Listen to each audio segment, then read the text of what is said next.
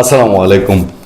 বাংলাদেশ ভারত যে টানাপোড়েন শুরু হয়েছিল, ডক্টর ইউনূস একেবারে উদ্দেশ্যপ্রণোদিতভাবে ভারতের সাথে সম্পর্ক যেভাবে নষ্ট করতে চেয়েছিল এবং ভারতকে দূরে ঠেলে দিয়েছিল, আমাদের একদম নিকট প্রতিবেশী, পাশের দেশ, কিন্তু মনে হচ্ছিল ভারত যেন সেই 7 সমুদ্র 13 নদীর ওপারের কোনো দেশ।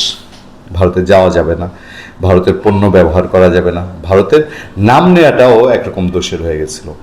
ভারতের তীব্র শত্রু, ভারতের এখন যুদ্ধবাজ শত্রু, এবং একাধারে বাংলাদেশের অস্তিত্বের শত্রু পাকিস্তান। যে পাকিস্তান বাংলাদেশের কোনো অর্থেই ভালো কিছু চায় না, সেই পাকিস্তানের সাথে দহরম মহরম, পাকিস্তানের সেনাবাহিনী ভরে যাচ্ছে, পাকিস্তানের লোকজন, পাকিস্তানের মোল্লারা, যে মোল্লারা ইসলামকে ব্যবহার করে পাকিস্তানকে অশান্তির চূড়ান্ত জায়গায় নিয়ে গেছে, যেই মোল্লারা, কাঠমোল্লারা, যে ফাজিলের দল ইসলামের রূপ ব্যবহার করে পাকিস্তানে একটা নোংরা সিচুয়েশন তৈরি করেছে, বিশ্বে পর্নোগ্রাফির আস্তানা তৈরি করেছে, এই মোল্লারা পাকিস্তানে সন্ত্রাসবাদের জনক হিসেবে পরিচিত হয়েছে। সারা বিশ্ব বলছে যে বিশ্বে সন্ত্রাসবাদ ছড়ানোর সবচেয়ে বড় দেশ হলো পাকিস্তান। সেই পাকিস্তানের কোলে উঠতে গিয়েছিল এই বাংলাদেশকে নিয়ে।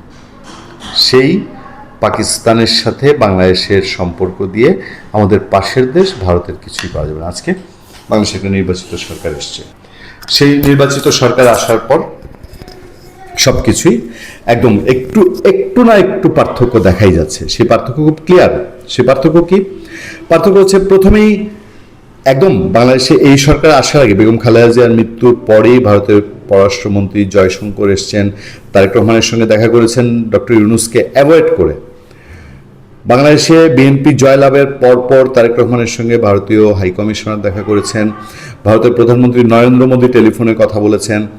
ভারত আমাদের দিক থেকে যে ভিসাগুলো বন্ধ করে, ভারত যে ভিসাগুলো বাংলাদেশের মানুষ নাগরিকদের জন্য বন্ধ করে দিয়েছিল, সেগুলো ছেড়ে দেওয়ার আশ্বাস দিয়েছে এবং খুব দ্রুত সময়ে হয়তো ভারতের পশ্চিমবঙ্গ, আসামে যে নির্বাচন আছে তারপরে সেই ভিসাও খুলে যাবে।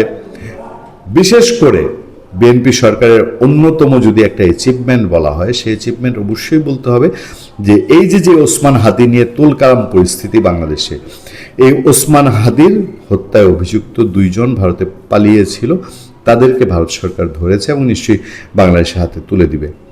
এর বাইরেও বাংলাদেশের দুর্দিনে, চরম দুর্দিনে ভারত জ্বালানির তেল দিচ্ছে তো, কিনে আনিয়ে, আর আমরা যেভাবে আনি দিচ্ছে তো, পাওয়াই তো মুশকিল ছিল, তাই না?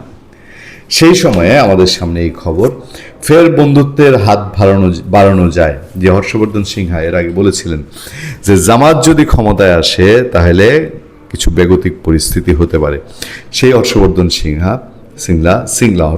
সিংলা তিনি বলছেন, তার বক্তব্য, বাংলাদেশ ভারত সম্পর্ক উন্নয়নের আহ্বান জানিয়ে ভারতের ক্ষমতাসীন দল বিজেপি পার্লামেন্টের সদস্য ও বাংলাদেশ ভারতের সাবেক হাই কমিশনার হর্ষবর্ধন শ্রিংলা দেশটির সংবাদ মাধ্যম আনন্দবাজার পত্রিকায় একটি নিবন্ধন লিখেছেন।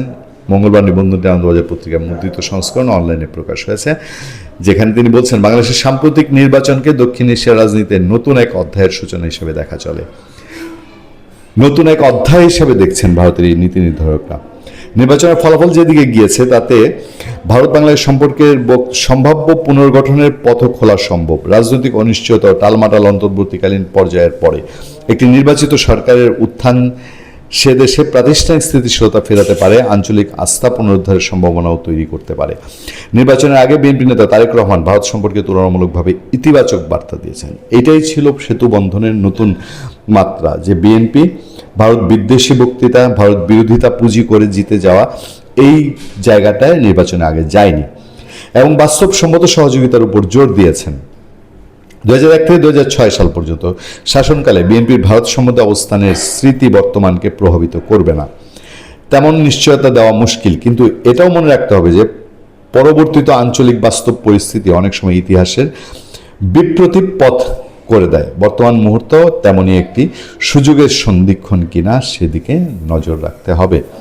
এই ডাকসাইটে কূটনীতিক যে বক্তব্যগুলো দিচ্ছেন, এবং নিঃসন্দেহে সেই বক্তব্যগুলো বাংলাদেশ সরকার তারও বিবেচনায় থাকবে, কারণ ভারতের সাথে রেশারেশিতে যে বাংলাদেশের লস বেশি, এটা বোধহয় এবারের দুর্যোগে আরও বেশি দেখা যাবে। এবার দুর্যোগ বলতে যে দুর্যোগের আশঙ্কা ছিল জ্বালানি তেলের, আমরা প্রথম ভারত থেকেই আবার সেই জ্বালানি তেল আনতে পারছি। একবি হর্ষবর্ধন সিংহা কিন্তু বাংলাদেশের খুব কাছের মানুষ, তিনি কিন্তু দার্জিলিংয়ের মানুষ, ফলে বাংলাদেশের প্রতি তার জানাশোনা, যেহেতু বাংলাদেশে হাই কমিশনার ছিলেন, তার স্টাডি আরও অনেক বেশি ছিল। একবিংশ শতকের গোড়া থেকে দক্ষিণ এশিয়া অর্থনৈতিক ও ভূরাজনৈতিক প্রেক্ষাপট উল্লেখযোগ্যভাবে বদলেছে। ভারত আজ এই অঞ্চলের প্রধান অর্থনৈতিক শক্তি হিসেবে প্রতিষ্ঠিত এবং বৈশ্বিক যোগান শৃঙ্খলের সঙ্গে গভীরভাবে যুক্ত। একই সঙ্গে প্রতিবেশী দেশগুলোর জন্য ক্রমশ একটি গুরুত্বপূর্ণ অর্থনৈতিক বৃদ্ধি চালিত শক্তি হিসাবেও তার অবস্থান তৈরি হয়েছে। অন্যদিকে বেশ কয়েক বছর দ্রুত আর্থিক প্রবৃদ্ধি বিভিন্ন ডাটা তিনি এখানে উপস্থাপন করেছেন, এবং তার মূল কথাই হচ্ছে যে ফের বন্ধুত্বের হাত বাড়াতে হবে। এবং বাংলাদেশ সরকার তার দিক থেকে যখন উদার হয়েছে, বাংলাদেশ সরকারের প্রধানমন্ত্রী এবং বাংলাদেশের মন্ত্রীরা, আগে ইউনূস সরকারের উপদেষ্টারা, মানে মন্ত্রী মর্যাদার উপদেষ্টারা, তারা যাচ্ছে তাই কিচ্ছিকেউর করেছে। ইভেন ভারতের পেহেলগামে যখন সন্ত্রাসী হামলায় ভারতের প্রায় 30-35 জন মানুষ নিহত হলো, তখনও আসিফ নজরুলের মতো লোক টাকডুম বাগডুম করে ভারতের দোষ ধরার পেছনে দৌড়েছে। ফেসবুকে সরাসরি পোস্ট দিয়ে, মাহফুজ আলম ভারতের বিরুদ্ধে পোস্ট দিয়ে বাংলাদেশকে একটা শত্রু রাষ্ট্রে পরিণত করতে চেয়েছে ভারতের। সেই পরিস্থিতির পুরো টার্ন ওভার ঘটেছে, পুরো রিটার্ন একটা ইউটার্ন হয়েছে। নিশ্চয়ই অদূর ভবিষ্যতে ভারত বাংলাদেশ সম্পর্ক এবং ভারতের কাছ থেকে বাংলাদেশের উপকার হওয়া, বাংলাদেশের স্বার্থ রক্ষার পথে আরও বিস্তৃত পথ খুলে যাবে। ভালো থাকবেন, সুস্থ থাকবেন। আপনার সাথে আমি আতিক রহমান, পূর্ণিয়া।